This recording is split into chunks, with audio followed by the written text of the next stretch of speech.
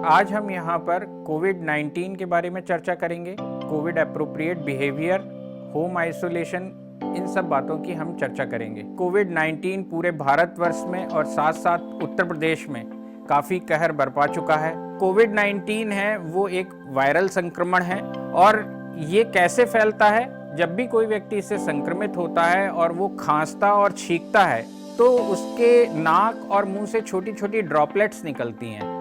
ये ड्रॉपलेट संक्रमित होती हैं और जब कोई स्वस्थ व्यक्ति नज़दीक आता है तो उस स्वस्थ व्यक्ति में ये संक्रमण हो सकता है। इसके अलावा दूसरा एक तरीका ये भी हो सकता है कि जब भी संक्रमित व्यक्ति खांसता और छींकता है तो ये ड्रॉपलेट किसी भी सतह पर गिरते हैं और सतह को संक्रमित करते हैं। स्वस्थ व्यक्ति के द्वारा जब इस सतह को छुआ जाता है तो वो उसके हाथ संक्रमित होते हैं और हमारी एक अक्सर आदत होती है कि हम अपने हाथों को चेहरे पर लेकर जाते हैं, जिससे ये संक्रमण हमारे शरीर में पहुंच जाता है। कोविड-19 के जो सबसे सामान्य लक्षण हैं वो 3 प्रमुख हैं। पहला खांसी, दूसरा बुखार और तीसरा सांस लेने में तकलीफ। इसके अलावा जो लक्षण आते हैं उसमें थकान, मांसपेशियों या शरीर में दर्द, सर में दर्द, स्वाद या गंध का एहसास न होना, आंखों में लालिमा आ जाना जिसको कंजक्टिवाइटिस भी कहा जाता है, गले में खराश होना, नाक का बंद होना या नाक का बहना, ये सारे लक्षण देखने को मिलते हैं।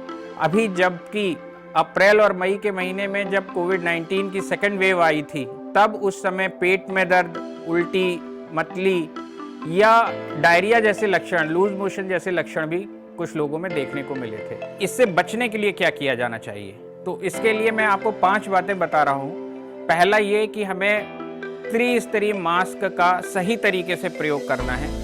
दूसरा, हमें अपने हाथों को 40 सेकंड तक साबुन और पानी से नियमित रूप से धोना है। तीसरा, आपस में 2 गज की दूरी 2 व्यक्तियों के बीच में होना आवश्यक है। चौथा, यह सबसे इम्पोर्टेंट है कि जैसे ही व्यक्ति में लक्षण दिखाई दे वो स्वयं को, अपने आप को बाकी परिवार के सदस्यों से अलग कर ले, जिसे हम आइसोलेशन करते हैं। इसकी भी हम आगे चर्चा करेंगे। और इसके उपरांत सबसे जरूरी जो उसको एक्शन लेना है वो ये कि कोविड की टेस्टिंग किया जाना आवश्यक है।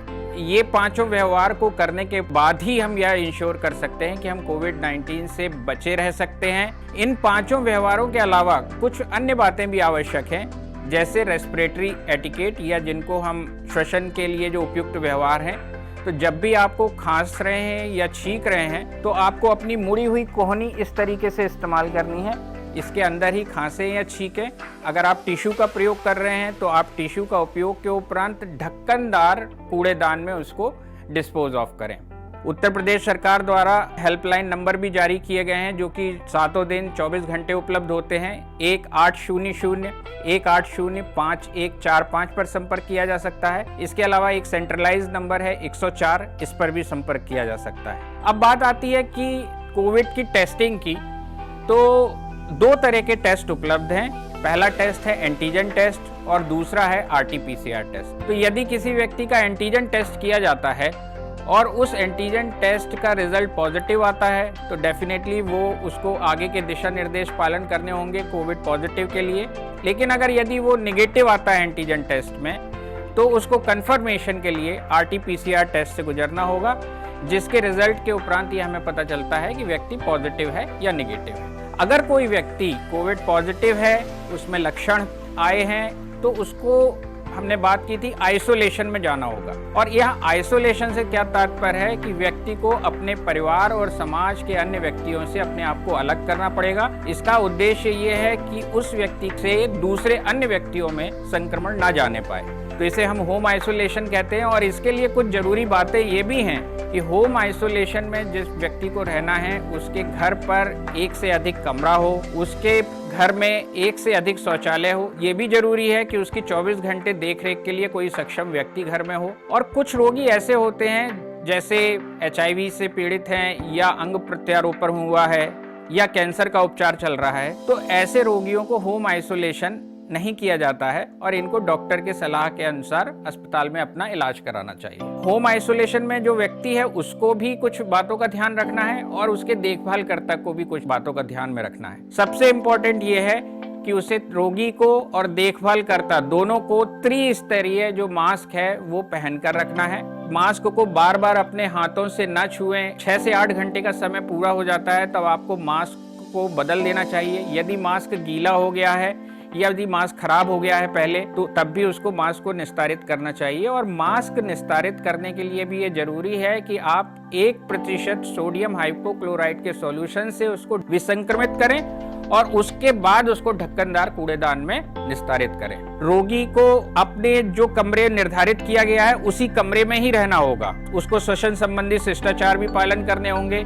उसको नियमित रूप से अपने हाथों को 40 सेकंड तक साबुन और पानी से धोना होगा। कमरे के जो फर्श है उस और जो अन्य वस्तुएं जो उसको लगातार छूता है, जैसे दरवाजे की कुंडी है, हैंडल है, तो उनकी सतहों को भी 1% सोडियम हाइपोक्लोराइड से विसंक्रमित किया जाना आवश्यक है। जब व्यक्ति होम आइसोलेशन में होता है तो उसको डॉक्टर की तरफ से एक पर्चे में एक मेडिकल किट दी जाती है जिसमें दवाइयाँ होती हैं, उसमें कुछ निर्देश होते हैं, उनका भी कड़ाई से पालन करना आवश्यक है। दोनों ही व्यक्ति जो कि कोविड पॉजिटिव है और उसका देखभाल करने वाला व्यक्ति है, उन्हें ट्रिपल लेयर त्रिस्तरीय मास्क पहनना अनिवार्य है। और मास्क पहनने के कुछ नियम भी हैं, जैसे उसे मास्क को बार बार नहीं छूना है और अगर 8 घंटे से ज्यादा का समय होता है तो उसके बाद मास्क को बदल देना चाहिए। अक्सर रोगी जिस कमरे में रह रहे होते हैं उससे बाहर निकल जाते हैं। उन्हें यह भी ध्यान रखने की जरूरत है जो कमरा उनके लिए निर्धारित है उसी कमरे में ही रहें, उसके बाहर ना जाएं।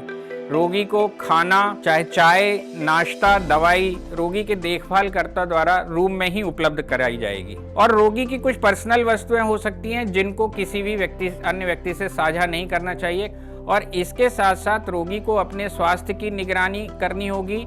उसको अपने शरीर का तापमान कम से कम दिन में 3 बार थर्मामीटर से लेना चाहिए, सुबह, दोपहर, शाम। एक छोटी सी मशीन आपने देखी होगी, पल्स ऑक्सीमीटर जिससे कहते हैं, उससे ऑक्सीजन का सैचुरेशन नापना होगा सुबह, दोपहर, शाम। और तीसरा, साथ में अपनी श्वसन दर को भी नापना है। और एक सामान्य व्यक्ति द्वारा 18 से 20 बार श्वसन किया जाता है 1 मिनट में। रोगी का जो देखभाल करता है उसको भी कुछ बातों को ध्यान में रखना आवश्यक है। और उसमें सबसे ज्यादा इंपॉर्टेंट ये है, ट्रिपल लेयर मास्क पहने, वो बार बार अपने मास्क को ना छुए, 40 सेकंड तक साबुन और पानी से हाथ धोए।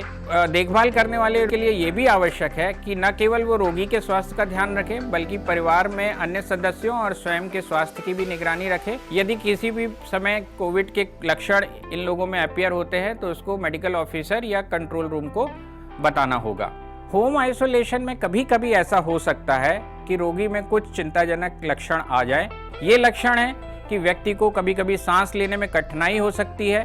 दूसरा ये कि जो पल्स ऑक्सीमीटर से जो ऑक्सीजन सैचुरेशन नापा जा रहा है वो 95% से कम हो सकता है। व्यक्ति को, जो रोगी है, उसको सीने में लगातार दर्द होने लगे या भारीपन महसूस होने लगे, उसे मानसिक भ्रम की स्थिति हो, चेहरे या किसी अंग का कमजोर होना ऐसा प्रतीत हो, या होठों और चेहरे का जो रंग है वो अगर नीला पड़ने लगे, तो ये चिंताजनक स्थिति हो सकती है और ऐसे समय में डॉक्टर से संपर्क करना अनिवार्य है। होम आइसोलेशन में जब भी व्यक्ति पॉजिटिव आता है उसके 10 दिन का समय होता है जिसमें व्यक्ति को होम आइसोलेशन में रखना होता है। और आखिरी 3 दिन यानी 8वें, 9वें और 10वें दिन यदि व्यक्ति में कोई लक्षण नहीं आ रहे हैं वह स्वतः समाप्त माना जा सकता है।